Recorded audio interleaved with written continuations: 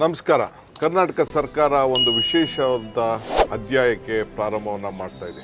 ಇಡೀ ರಾಜ್ಯದ ಪ್ರತಿಯೊಂದು ಮನೆಗೂ ಹೋಗಿ ಹಿಂದುಳಿದ ವರ್ಗದ ಆಯೋಗದ ಪ್ರತಿನಿಧಿಯಾಗಿ ಸಮೀಕ್ಷೆಯನ್ನ ನಡೆಸ್ತಾ ಇದೆ.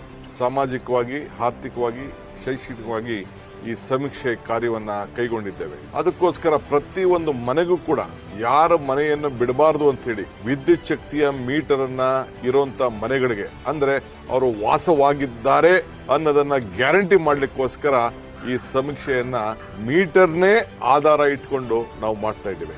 ನನ್ನ ಮನೆಗೂ ಕೂಡ ಇವತ್ತು ನಮ್ಮ ಈ ಒಂದು ವಿದ್ಯುತ್ ಶಕ್ತಿಯ ಇಲಾಖೆ ಬೆಸ್ಕಾಂ ಅವರು ಇವತ್ತು ಬಂದು ನಾನು ಇಲ್ಲಿ ವಾಸವಾಗಿದ್ದೇನೆ, ನನ್ನ ಮನೆಯಲ್ಲಿ ಎಷ್ಟು ಜನ ಇದ್ದಾರೆ, ನಮ್ಮ ಆರ್ಥಿಕ ಪರಿಸ್ಥಿತಿ ಏನು, ಶೈಕ್ಷಣಿಕ ಪರಿಸ್ಥಿತಿ ಏನು ಅಂತ ಹೇಳಿ ಅಧ್ಯಯನ ಮಾಡ್ತಾ ಇದ್ದಾರೆ. ಅದರಿಂದ ತಾವು ಕೂಡ ತಮ್ಮ ಮನೆಯಲ್ಲಿ ಇದ್ಕೊಂಡು ತಾವು ಸಂಪೂರ್ಣವಾದಂತಹ ಕೇಳಿದಂಥ ಎಲ್ಲ ಮಾಹಿತಿಯನ್ನ ಅವರಿಗೆ ಒದಗಿಸ್ಕೊಡ್ಬೇಕು ಅಂತ ಹೇಳಿ ನಾವು ಪ್ರಾರ್ಥನೆಯನ್ನ ಮಾಡ್ತಾ ಇದ್ದೀವಿ.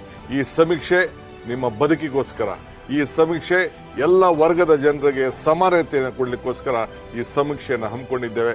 ದಯವಿಟ್ಟು ತಾವೆಲ್ಲ ಸಹಕಾರವನ್ನು ಮಾಡಬೇಕು ಅಂತ ಹೇಳಿ ಎಲ್ಲ ಜಾತಿ, ಎಲ್ಲ ಧರ್ಮದವರು ಕೂಡ ಈ ಒಂದು ದೊಡ್ಡ ಐತಿಹಾಸಿಕವಾದಂತಹ ಅವಕಾಶವನ್ನು ನಾವು ಮಾಡಿಕೊಟ್ಟಿದ್ದೇವೆ.